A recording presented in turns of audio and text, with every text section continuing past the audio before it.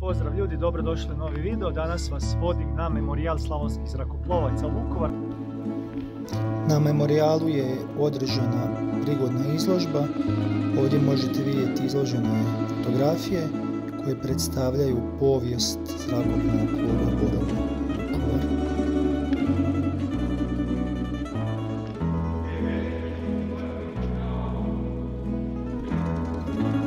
Na aerodromu je održana i radna akcija gdje su članovi zrakoplovnog kluba uredili i pripremili sve za memorijal. Prvo na redu je bila košenje piste, uređenje graničnika.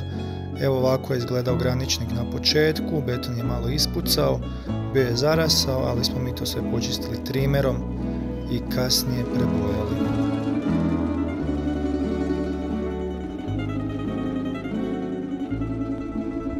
Onako je izgledao graničnik, a pogledajte kako izgleda sada.